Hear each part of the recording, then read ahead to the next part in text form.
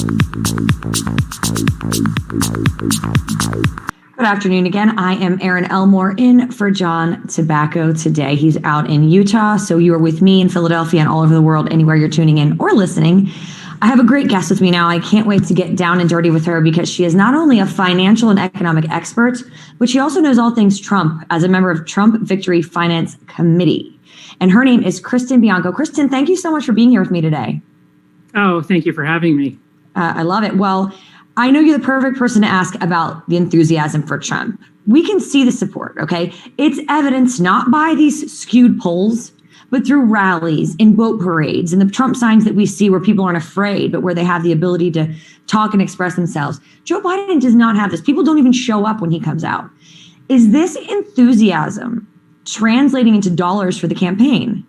Oh, my goodness, it absolutely is. I was first involved with the fundraising back in February. With having flawed candidates, I think everyone can admit that, even as the biggest Trump supporters in the world. The debate was difficult, to say the least. How did the debate impact your fundraising? What was your take on everything? Well, with the debates, I think we realized, I think the debates actually helped the Trump campaign because we realized. Well, you know, you're totally right, because Joe Biden for a long time was hiding in the basement, not going to the important key swing states. That was a Hillary move through and through. Exactly. And I think he's learning from that. Focusing on the first family for a little bit, you were in DC fundraising with the family, I think last week. What Yes. was your experience on the ground, and what is the family telling you? They're telling us what we're all feeling, which is when I worked on the campaign in 2016, I remember feeling that there was a passionate undercurrent for President Trump. This time there is a. I completely agree. I was in Florida this summer, which was very red, and now I'm back in Philadelphia, which is very blue. And it was nice to see that juxtaposition. And you know what also is juxtaposed, if you will, is the kindness. The people in the red state of Florida were kind and treated each other with respect and held a door for someone. I had to go to a store yesterday with my small child with me, and dealing with the vitriol and negativity of people in blue states, it can wear on you, but I'm refusing to allow myself to become a victim of that. That's a little aside, but I'm sure you see it also on Long Island, just the negativity within people that are Democrats, I hate to say. Yeah, no, it's true. And they don't want to talk to you. You know, it's an aside, but it's so true. And just pivoting a little bit to, are you better off than you were 4 years ago? You know, during his presidential campaign in 1980, Ronald Reagan asked that of the American people. Are you better off today than you were 4 years ago? Right. Since then, this question has really been a standard when people are running for office. Gallup's most recent survey found a clear majority of registered voters, 56%, saying that they're better off now than they were 4 years ago. Right. This is all in spite of the coronavirus and the lockdowns. As a financial expert, what do you make of all of this? Well, it's true, and the people who aren't writing about it aren't experiencing it, but they're the minority. You say that the economy is coming back. I'm a huge fan of Steve Mnuchin. You got to let me know if you are too. I think he's great. I think he's got some. Yes, I think he's got nerd swagger. I love someone that's really smart and has just a sort of a fun edge to him. I think he's great. Having said all of that, that's an aside. But do you think we need another stimulus package? Well, it would speak to the strength of the economy if we didn't, right? I agree. So I don't know. I think what we need is maybe some more help for some of the sectors that have been really badly damaged, like the airlines. Right, because some of the general stimulus was thwarting people from getting jobs and finding the help they needed because they were making more money on the unemployment, if you will.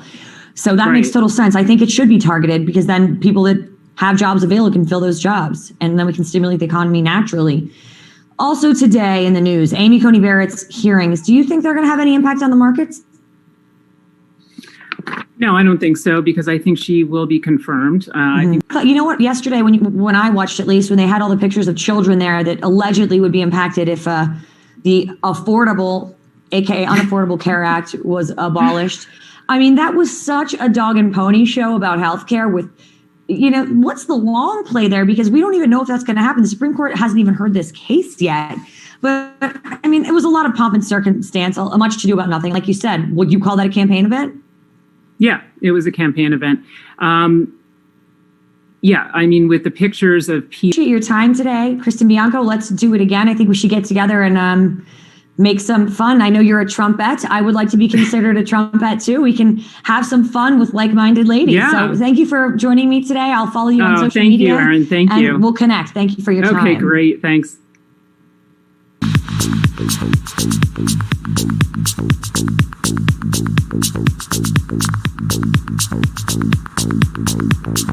Hi, I'm Erin Elmore, filling in for John Tobacco on Liquid Lunch.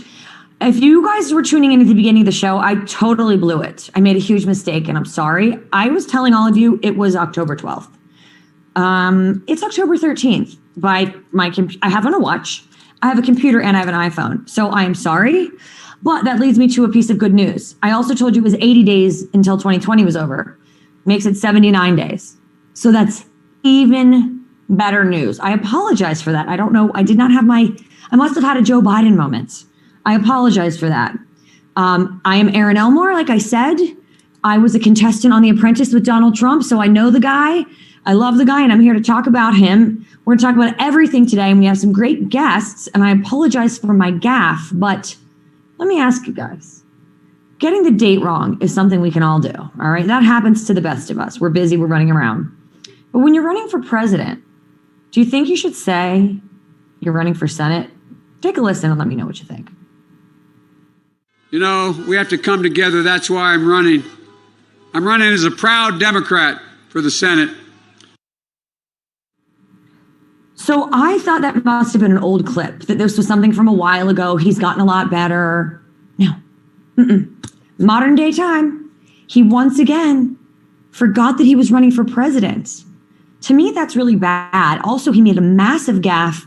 He forgot Mitt Romney's name and said, you know, when I was running against that Mormon guy.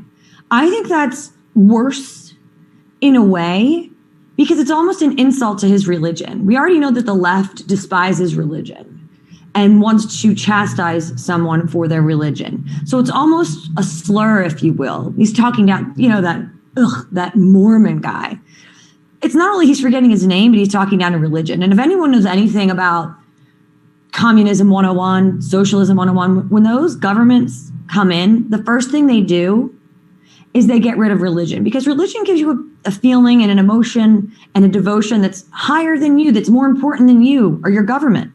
But the government wants to be the most important thing in those situations. So they get rid of the religion because you're completely void of faith and don't believe in anything. So you have to believe in the government. And that's what Democrats want. And that's what's really scary. And, you know, our president yesterday, he came out, he said he's going to do a slew of events in person. And of course, the left says, that's such a risk. Never is a BLM protest a risk. Never is that risky. But whenever our president does something that's risky. However, is it risky? I know the president just tweeted about this. Joe Biden's touching his mask, coughing, and then touching his face and putting his mask back on. How is that helping the American people be safe? And I believe also, in terms of safety, the CDC, you can look it up, just came out with a new study that says most of the people that got coronavirus were wearing masks. What does that tell all of these mask-wearing sheep? Sorry, I know it's the singular of the plural, you know. What does that tell you? That they don't work? I'll show you my mask, okay? And I've already had coronavirus, so I, like the president, am immune, so I can go out and kiss the pretty ladies and kiss everyone in the audience. So you have a host like a president who is immune. But if someone, and I'm an attorney, and so when someone writes a law that isn't strong enough or enforces a regulation that's not strong enough, then, write stupid laws, win stupid prizes. This is my mask, okay? I don't know if you can see it. It's relatively sheer. It's breathable. Well, if you're going to just mandate that I wear a mask, then I'm going to wear the mask of my choosing. Because these laws, these regulations are not only tyrannical, but they're nonsensical. So if everyone that's wearing a mask is still getting corona, why are we wearing masks? And I also saw another meme online the other day. It said, why are we so outraged at the non-mask wearers? By your school of thought, we would all be dead by now. You know, if masks save lives, then why are we all still alive? I find the whole thing, I just find the whole thing to be so hypocritical and nonsensical. And that's why I'm really excited for my next guest, Dylan Howard. He wrote a book on this, so we'll be talking to him next. So make sure you stay tuned. But Another one of my favorite people. We got to talk about her. I call her my more beautiful, younger, smarter sister. They call her Fog City Midge. If you're not following her online, you should. And shout out to Maggie. She's a lovely girl. She does great viral content, and she's a big Trump supporter. I have a clip of her. Let's roll the clip, and then we'll talk about it. Take a look. I'm taking one for the team, taking off my MAGA hat, and going undercover as a Biden supporter. You guys voting? Anybody want to do a quick interview for? Good, but we are voting. Are you voting in November? Yes. Are you voting for Biden? No. Voting! I'm voting! Who are you voting for? I'm voting for Trump because I care about this country. Can you name an accomplishment of Joe Biden's 47-year career? Probably not. What's your favorite accomplishment of his? I don't know. You said Joe Biden's a pedophile? Mm-hmm. Because he touches kids and sniffs them and does weird stuff? Of course. You voting for Joe Biden? Not on my life. Not on my life, he says. So that I'm getting a lot of that out here. And this is a Democrat area. So that was amazing. First of all, I need to know where Fog City Midge, aka Maggie, was doing that, because everywhere I go in liberal Philadelphia, all I see is Biden signs. I haven't seen one Trump sign. But I love the responses that she got. But if the other hat was on her head, if it was a MAGA hat and she was somewhere here, all those Trump people, they were pretty nice to her given the whole situation. The other way around, I doubt it. And I will say she's probably the most comely, if you will, a comely Biden supporter. Very put together. She looks like she smells good. Her shirt was ironed. Her hair was combed. She looked beautiful. So kudos to her for that. But I want to know where she was to get such Trump love, because I think I'm moving there. I'm packing my bags and going today because it's so nice to see such love for Trump. And I have one more thing I wanted to talk with you guys about. So I live in Philadelphia, okay? And the looting and the rioting is it was not Portland level, but they're calling it the Portland of the East. All of the stores were boarded up. Glass was smashed out of nearly every bank. ATMs were stolen. There were helicopters overhead, searchlights everywhere, police on the ground, screaming, gunshots. It was terrible. It was a horrible scene. And the Democrats at first, failed to acknowledge that they were riots and didn't admit it. And then they realized with the polling, oh, wait, we're scaring away all of our suburban voters. We have to sort of denounce this. But my problem is rioting doesn't translate into any societal change. Point to one time when rioting has led to positive societal change. I don't think there's one instance in the history of our country that has actually effectuated change. So in LA, you would think this was something fun, a change of pace. The Lakers win the basketball series, the NBA, whatever it's called, the NBA playoffs. I don't watch sports, especially not with all this kneeling. And I will say this, I think we have a quick clip. I don't know if we have time to show it. We have a tweet about it. They rioted, okay? The Lakers win, and guess what they do? You can't even celebrate a win and be happy. You're going to riot and loot. Shame on you. A free pair of sneakers stolen is never a way to effectuate social change. Take a look at the clip. Other objects at the police, and the crowd began to disperse as those LAPD units pulled into reverse, going backwards on Figueroa Street. You can see the crowd has dispersed a little bit. Still, though, we are talking now upwards of 1,500 to 2,000 people that have crowded Figueroa Street right in front of the Staples Center. You can see they have... Are you stuck with a low credit score causing you to be denied?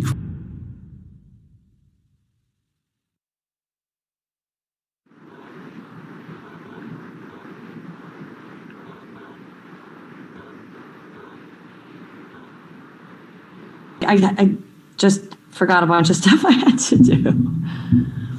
Where are you, out of Los Angeles right now? No, I'm in New York City. Oh, okay. I'm in Philadelphia. Excellent. So I make it to New York quite a bit. Yeah, I spent most of 6 months out in East Hampton, and then came back in here a couple of weeks ago. Oh, nice. I didn't make it out to the Hamptons this summer. I usually do. Yeah, it was interesting. At least you had some space out there. Exactly.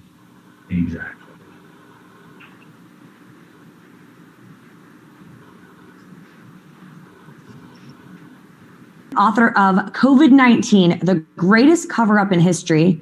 And he's also been called the most feared journalist in Hollywood. Both topics to me are insanely interesting. Dylan, how are you?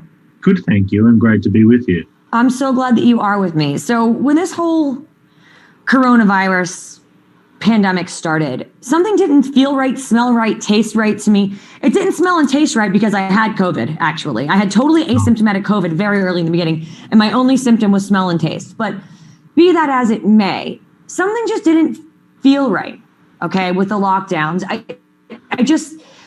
It didn't add up to me, okay? So start in the beginning, if you will, and I'm sure you've done it 100 times, but for anyone that hasn't heard it, and for I who haven't heard it straight from you, walk me through how the Chinese Communist Party covered up this whole entire thing in the beginning of 2019. Well, I think that goes to the very crux of what this cover-up is. The reality was that in the Wuhan province, whistleblowers, doctors, qualified and credentialed and authentic and authoritative figures had blown the whistle about this mysterious virus. But as is always the case in China, the Communist reigning party does everything within its power to suppress any negative information from the public. Democrats blame President Trump, deny any culpability on behalf of the Chinese Communist Party, call him xenophobic for closing our borders, and at the same time, wasn't the Chinese Communist Party letting people leave Wuhan for places like Europe and the United States, but not letting people leave Wuhan for other places in China? Am I right? Absolutely. There's been so many mishandlings and improprieties, whether it's putting the people back in the nursing home and setting the USS Comfort in the Javits Center in New York, Governor Cuomo, that's definitely one of them. But focusing on more what you wrote about in your book, because I have so many questions and I know you're going to have all of the answers. So the origin, we know it came from China. It is a China virus, but that's in and of itself political too. Do you believe this wet market rhetoric, lab? And if it was from the lab, was it just like a negligent handling, or was it purposeful transmission as almost like a bomb to the human population? I don't know if you've ever been to a wet market, but it's very frightening. I've heard that it's a terrifying situation. You can get any species of animal that you want, not as a pet, but as something to eat.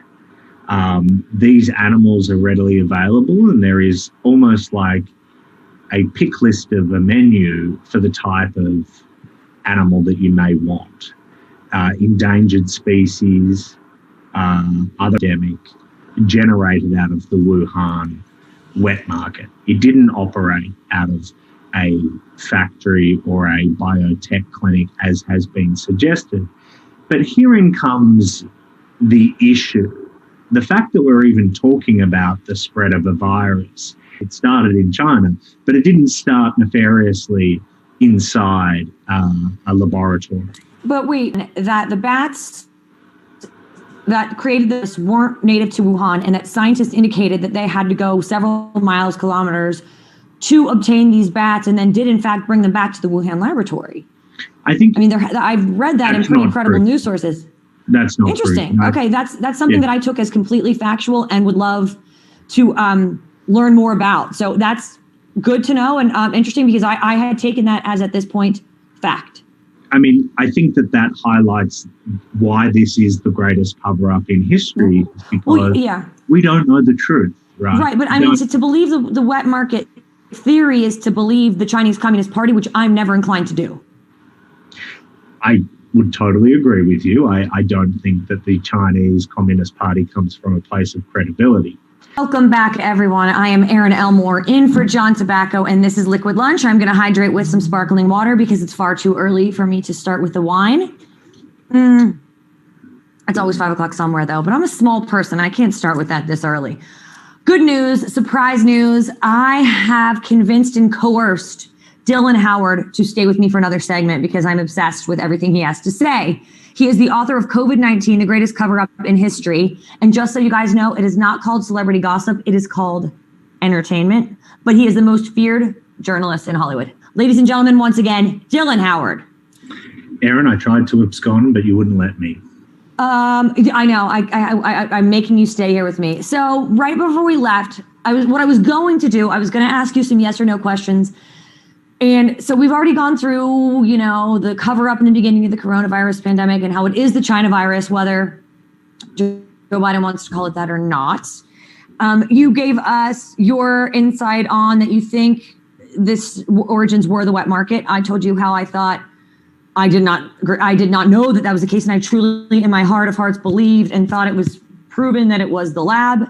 So then we talked, you said masks work. I'm not so convinced, but tell me these things. So we'll go, and you can go into the masks more because we have a lot more time now. So a few more things. Do you think antibody protection is a real thing? And could there be serious reinfection? I think the risk of reinfection is high. I don't think we necessarily know a lot about this virus. And in 2020, coming into 2021, that to me is one of the most frightening things about this as a layperson. And pretty incredible news sources. That's not interesting. true. Okay, that's something that I took as completely factual and would love to learn more about. So that's good to know and interesting because I had taken that as at this point fact. I mean, I think that highlights why this is the greatest cover-up in history, is because we don't know the truth, right? Right, but I mean, to believe the wet market theory is to believe the Chinese Communist Party, which I'm never inclined to do. I'm supposed to be a cynic. I'm supposed to not appreciate you people. The sacrifices that you made, I do. I thank God for you. The American flag that'll be flying out in the front step of the Pence House this weekend is for you.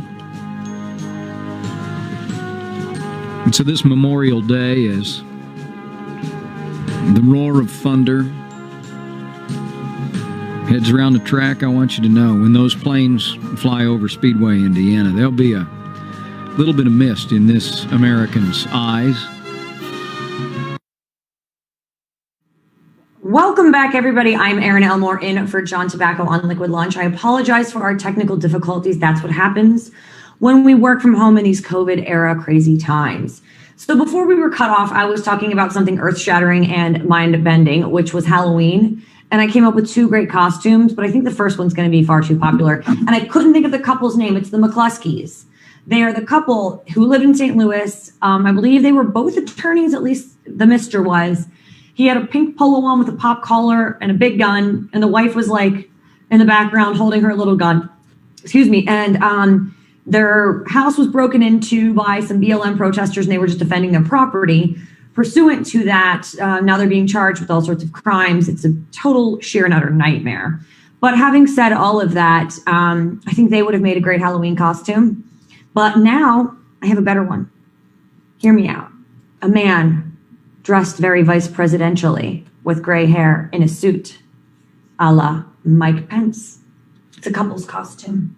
The other partner, a fly, Mike Pence and the fly. How great is that? I love Halloween. It's probably canceled. I know Anthony Fauci probably will have to cancel it and have us just sit inside in our houses wearing masks by ourselves for the rest of our lives because that would be beneficial to everybody. By the way, I do believe that yesterday the CDC came out and said that most of the people that have gotten coronavirus were wearing masks. So I'm not sure what that tells us. But yet, here we are, living in a world of tyranny and crazy. Hopefully our next guest will be joining us soon, Bill Donnie, who is the president of the Catholic League. Speaking of Catholic, Amy Coney Barrett is all over the news, and rightfully so. She is hopefully going to be President Trump's third Supreme Court justice appointee, nominee, if you will. That will give him 33 and a third. No, it's not exactly. Well, 3 divided by 9 is 3 justices, that's 30%, right? My math isn't always the greatest. 30% of the court, which is huge for a president. It's really going to shift the focus for many generations to come, and I do believe in a positive fashion. But she's getting chastised and lambasted for her Catholic faith. And what I often wonder, would that occur if she were Muslim? And I think not. And I do believe that, like I said earlier, that religion is important to a democratic society. And societies that do away with religion are often communist societies. And those are terrifying societies to be a part of, obviously, for a myriad of reasons. So Josh Hawley has a great little clip. Take a listen. He talks about religion and being Catholic. He's great. Stories about your Catholic doctrinal beliefs over and over and over, questioning whether you have, I guess, the independence to be a judge, a justice on the United States Supreme Court. And it's not just in the newspapers, it's members of this committee, including the Democratic nominee for Vice President of the United States, who has questioned past nominees who have come before this committee about... Right? The judicial branch does not make laws. They interpret the laws. That's why they're the judicial branch. He's the one, I believe, that said these judges wear a black robe. They don't wear a red or a blue for Republican or Democrat. We have a great clip from him.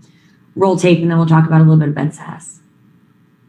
We can back up and do a little bit of 8th grade civics. I think it would benefit us and benefit the watching country, and especially watching 8th grade civics classes. So I'd like to distinguish first between civics and politics, because there was a time, the chairman said at the beginning of this hearing, there was a time when people that would be as different as Ruth Bader Ginsburg, and she was a heroic woman, that's absolutely true, and Antonin Scalia, another brilliant mind and your mentor, people that different could both go through the Senate and get confirmation votes of 95 or 98 votes. I think that was a really strong message, with the partisanship that we have, and I think the level of Trump derangement syndrome, that's a message that everyone should be listening to, instead of just pushing political agendas like the Democrats are doing and leading from behind. The people that are always changing the rules are the ones that are losing. It's never the winners that say, hey, wait a minute, I should change the rules halfway through the game. And that's what's so important to know about the judicial branch. The Amy Coney Barretts of the world are not here to push their personal points of view. In fact, if anyone was pushing their personal point of view, it was Ruth Bader Ginsburg. She was known to be an activist, and judges are not supposed to be, and justices are not supposed to be activists. They're supposed to be interpreters and arbiters of the laws as they stand. And that's when precedent, which is relying on the legal groundwork and framework that was set before you, is so important and so valuable. And she has said, Amy Coney Barrett, that is time and time again, that's how she is going to rule. I was going to touch on something else quickly, and I'm going to grab my note here because I just took some notes listening this morning. I was glued to the television. So we know that there is an Affordable Care Act, aka Obamacare case coming up. And the issue of that case is going to be of severability. And that's a legal word meaning, can you sever it? Can you break it in half? The point that they raised before the Supreme Court before was the man, if you didn't have the Obamacare, you would have to pay a penalty or a fine. So that was already declared no bueno. So we're looking at now whether that's going to be a tax or a penalty, right? And if it's a penalty, which is a problem, can it just be cut out or severable and let the rest of the law stand? So that is what the Obama case is going to be before the Supreme Court next go round. Having said that, we are waiting on my next guest to talk more about the Supreme Court. Bill Donahue will be joining us, president of the Catholic League.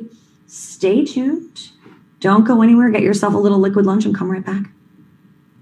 Tobacco today on a Tuesday, the 13th of October. We are 79 days until 2020 is over, which I'm very excited about today. I'm also very excited about our next guest, Bill Donahue. He is the president of the Catholic League. Bill, thank you so much for being here today. Thank you so much. Thank you for having me. I'm sorry I'm not John Tobacco, but I think I'll be able to entertain you nonetheless. I think that's right. Well, I know right now you are probably the perfect person to talk to because we are, I on one side of me, I have a television playing and it's Amy Coney Barrett and her confirmation hearing. And I think the biggest thing we've seen come up is her Catholic faith. It's all over the place. It's front, it's center. Do you think this process and confirmation hearing and all that's surrounding it is showing that America has an unfair bias against Catholics? Well, of course, we at the Catholic League, that's our mission statement. We fight anti-Catholicism. We don't care whether it comes from liberals, conservatives, Republicans, or Democrats. from Hollywood, the autistic community, the corporations, the schools, particularly the schools anymore. We just take it on wherever it comes from. So yeah, I mean, there's definitely a deep-seated hostility. It used to be. They absolutely did. The other aspect of her confirmation and conversation surrounding it have been about people of praise. And for those of you at home that don't know, people of praise, well, maybe Bill, I can let you talk about it, but they say that she is a member of a Catholic group called People of Praise, and they're saying that in a derogatory fashion. Bring us up to speed. Yeah, People of Praise, and we're not even sure whether she's actually a member at this point or not. She's been a little vague herself. They operate interracial schools. They're a charismatic Christian organization. It's heavily populated by Catholics. It may not be for everybody, but it's no cult. You don't, once they got you in a cult, you don't leave. Very independent-minded woman, and anybody who I know who knows her, and I don't know her personally, but I know people who work with her, she's not going to sit there and be a piece of putty for some male-dominated patriarch who's going to tell her what to do. That's all. It's the leftist narrative, of course. And the left supports women until it's not convenient for them to do so. But I think the nature of the argument about people of praise was that it was all about being subservient to the husband. And you can hear her speaking for the last 2 days, and there was nothing subservient about her. And we know that this Catholic faith is, the dogma lives loudly within her, as Dianne Feinstein said. And you know what? I think the right has turned that into almost like a battle cry. I know there's certain dogma now that lives loudly within me. I think that's sort of we've turned a negative into a positive. But how do you think she will best reconcile her religious beliefs with her legal duties? Well, she's already dealt with that. In 1998, she had an article in Notre Dame Law Review, co-authored with John Garvey, whom I know well. He's a good man. He's actually the president of the Catholic University of America in Washington, D.C. And in that article, they took up the question of a practicing Catholic dealing with capital punishment. One thing is very, very clear. We are not, as a judge, going to take our cues from the catechism. See, it's okay for a lawmaker to say, my religion informs my legislation, whether you're Catholic, Protestant, Jewish, or whatever you may be. This is going down the path of a win pretty quickly for the Republicans. I just hope it doesn't get Democrats fired up so they go out and vote on Election Day. But speaking of Democrats, we've got Kamala Harris and Joe saying that they're people of faith. Do you find that to be a genuine statement? Well, here's where I'm coming from. I don't really know what's in their heart of hearts, so I'm going to give them the benefit of the doubt. Going down the path of a win pretty quickly for the Republicans. I just hope it doesn't get Democrats fired up so they go out and vote on Election Day. But speaking of Democrats, we've got Kamala Harris and Joe saying that they're people of faith. Do you find that to be a genuine statement? I'm having a non-alcoholic. It's funny, man. I'm drinking liquid death. I was going to say something about that. I'm going to ask you on camera. I'm not going to ask you yet. I'm going to save that. I don't want to know yet. I don't want to know yet. Okay. These things are better off live because I feel like you're fun. We can make it fun. Yeah, I'm like that too. I just fly. I don't like the. And I found my poop. My son put my fake poop on my desk. That's great. Got a little fake poop. That is awesome. I should put that somewhere. That's kind of funny. Where should my fake poop go?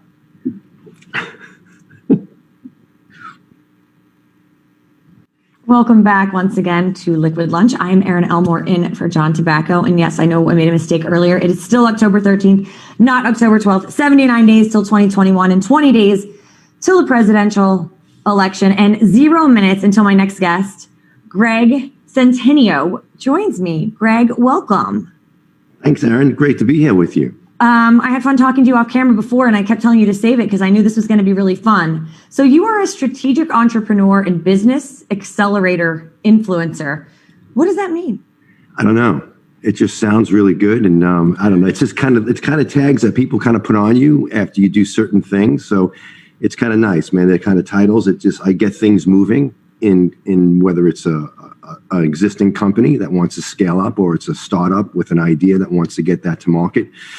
And you need influence to do that, to move people, to get your dreams and your goals, make them reality. So So do you mean influence in sort of the social media way that all the kids are talking about these days? You help people in social media, or just help them because you're a connector of businesses and industries? Yeah. What is your expertise? That is great, man. The expertise is how do you move large numbers of people into your area of goal. So it takes social media as well, which is vital, and it's branding, it's storytelling, it's all that stuff. So yeah, to influence people is one side, and also as an influencer on the social platforms. So what's the perfect business right now? If you were looking to bring someone from a zero to a hero in terms of entrepreneurial stature, what are you looking for? What is the it factor right now that you want to see? It's really, honestly, it's emotional intelligence. So good. It's totally emotional intelligence. Business today is led by, those are the great leaders in the world, are those that are led by the heart and soul, have social intelligence, emotional intelligence, cultural intelligence. That's the name of the game. It always has been the name of the game, but it's more vivid now. You see it more vivid in success and failure. Are there any sectors that are particularly hot right now? I think opportunity. Yeah, I think the digital sector is massively hot. I think new technology is massively hot. Everyone's talking about, right, go back 15 years ago, they said, if I only knew about Facebook and what Facebook was going to do, I would have invested in Facebook. Well, hindsight's 2020, right? Everybody says the same thing. So, but they're not doing anything today. So they're making the same exact mistake they made 15 years ago. They're not doing anything. They're not looking at anything. So there are so many great, whether it's Tesla today, which has got to be reckoned, man. You got to look at Tesla as it's not a car company. It's a technology company, man. That's moving forward in the space of energy and space exploration. What is your take on cryptocurrency like Bitcoin? It's important to engage with that right now. It's going to be something, I think, in the very near future that's going to be a massive part of society and the economy. There's no question about it. I think, it has its ups and downs over the last few years, and it's going to, because it's like a startup, like anything else. It takes time for it to be embraced, but I think you got to definitely pay attention to it. Someone who doesn't like regulation, do you think that Bitcoin needs to be a little tighter on the regulation? I don't know, man. I think it depends. Regulations are good. A lot of times regulations, inhibit growth. And, right. And I think today, more than anything in the world that we live in, it's about pioneering and forging ahead. And so, you can regulate something and it's going to blow out the back end. So I think it's really hard to do things like, especially. That's so interesting. I was just listening to something on Fox Business recently, and they said that millennials, although a lot of them aren't buying homes, the ones that are think that real estate is the best investment. What is your take on real estate? So, I think it's passé. Yeah. I really do. I think, 30 years ago and back. You're really right about that. So what would you tell a young millennial that was going to get started out and say, I want to start a business, I just don't know what to do? Is there a book that you would first tell them to read? Is there a resource that you would tell them to go after? Is there a person that you would tell them to emulate? What would be the 101 of success in your eyes? Yeah, so it's not a book either, man. I think my favorite book in the world today is Google. Really? See, I think Google's evil, but let's have a conversation about that. Yeah. So you mean as a platform, as a resource to be able to tap into knowledge? Tap into knowledge, yeah. Google is that resource is massive today. You can't know, come and sit down and read a book for 2 hours. No one person has that much to say that's worth listening to for 2 hours. Right. I have a stack of books that I'm trying to read, and it's not as easy to get through a book as it used to be when we were younger. And yeah, it's boring. And the times were different. Right. Yeah, but Google, in terms of a platform, is very skewed. I mean, it's basically been proven by Project Veritas and James O'Keefe and otherwise that Google is known to be very pro-liberal and anti-conservative thought. So how do you filter all of that if you're a political person? You're not going to. You're not going to. It's impossible. Today, it's the amount of content out there being thrown at us, the noise that we're hearing on a daily basis. So now it gets into intuition. You've got to trust your intuition. Stop listening. See, even though you're researching, you're reading, you're learning, you're not following anybody. That's the difference. The difference in a world of abundance of information is don't look to follow anybody. That's not the important question for you. It's for you. And Charlie Kirk, who's a great young leader and a conservative, and he's almost spreads the message that college is not what it used to be. What is your take on going to college these days? Unless you're going to be a doctor or a lawyer, yeah, I think, or you want a great experience of having a great time for 4 years and networking, then go to college. Right. You're gonna drop, $100,000 to $200,000, but If money grows on trees, go to college. Otherwise, get that life experience, right? it's all about, listen, it's not, college was the gatekeeper of information. Yeah, it's not anymore. It's not anymore. Now it's a bastion of liberal thought. The great Dennis Prager said, if you want to play Russian roulette with your values, send your children to college. And by the way, what are you drinking? We were talking about this before in the break. What are you drinking? This is liquid lunch. It's okay that we talk about this. And I'm drinking Liquid Death, which is sparkling water from the Alps. But why? Wait, it looks like it's like some cracked out energy drink. What in the fresh heck is that? It's not. It's just literally sparkling water from the Alps. It says murder your thirst. So I am not any great branding or marketing genius. I'm probably not a genius in any capacity, and certainly I'm not a member of Mensa. Let's get in touch with those Liquid Death people and tell them they need to rebrand, because that branding is far too scary for a sophisticated sparkling water drink. Like, I'm drinking my La Croix. It's like kind of cute. It's petite. Like, I love it, man. Liquid Death needs to rebrand. That's right. So even further off topic, I know you love to box. I have a son that wants to be a boxer. When he grows up, he's 7. How do I steer him away from that and keep him as a hobby like you have and make him a great entrepreneur instead? No, man, because great entrepreneurs are built in the ring. I mean, It's such a vital, it's so holistic, right? Well, I mean, we're going to go down the rabbit hole right now because you're talking about physical fitness. I am an exercise enthusiast. I'm also a snack enthusiast. So, we got to reconcile those two. Have you ever done Sebastian Legree's Megaformer machine? No. Okay, this is an episode of Liquid Lunch. Okay, so you and I are going to talk offline. There's this machine that I do almost every day called a Megaformer, and it is mind over matter, and it's totally crazy. But when my son says to me, Mom, I want to be a boxer, and I say, oh, I didn't hear you. You want to be a hedge fund manager. I should stop doing that and just let him get in the ring. Let him get in the ring. And you know what? Yeah, like hedge fund manager, we all want to be something we don't know. As soon as he gets in the ring, gets punched in the face, let's see what he wants to be. So did you think you would be giving parenting advice today?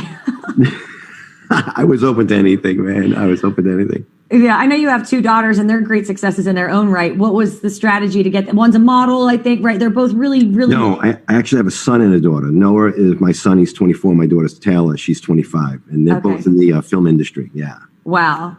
And how did they get there? It must have been with a lot of great guidance from you. What was that advice that you gave your children? Early guidance in the years. Yeah. Just teaching them, follow what you believe, do what you want to do, and don't let anybody tell you can't do it. And then when they determined what they wanted to do, I helped until they were 18, and then they were on their own. I think that's great parenting. Well, I know nothing about finance. I know nothing about parenting, and I know nothing clearly about energy drinks. But what I do know is that I need more time with you, Greg. Thank you so much for your time today. Let's do it again. And I'm sorry I wasn't John Tobacco, but I certainly did my best. Oh, thanks, Erin. It was great, man. Thank you. I think that the Trump derangement syndrome is so bad and so severe and so real that they think to themselves, if we have to cheat to get this done, it's okay and it's worth it because then we get rid of Donald Trump.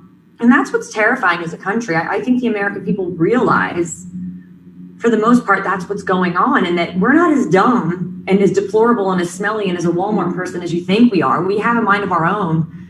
And that's why I hope on Election Day that the numbers for President Trump are so massive and so great that they realize, wow, we really misrepresented how much we had to cheat. We really underestimated how many people were in support of Donald Trump. We're going to have to really concede this one.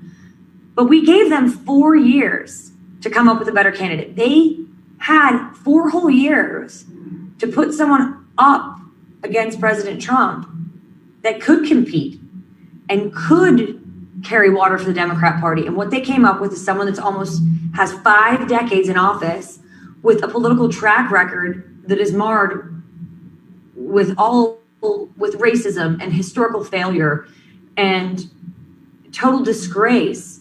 And as President Trump said, he did more in 47 months than the Vice President Joe Biden has done in 47 years. So on that note, I think that everyone listening, go vote Republican if that's how you feel. And I think that you should, if you care about America, if you care about our future, and tell your friends and colleagues and family members to do the same thing. And thank you so much for having me today. I am Erin Elmore. You can follow me on Instagram at Erin M. Elmore, Twitter, Erin Elmore, Facebook, Erin Elmore. Thank you for sharing 2 hours of liquid lunch with me, and I hope to do it with you soon. Have a good day.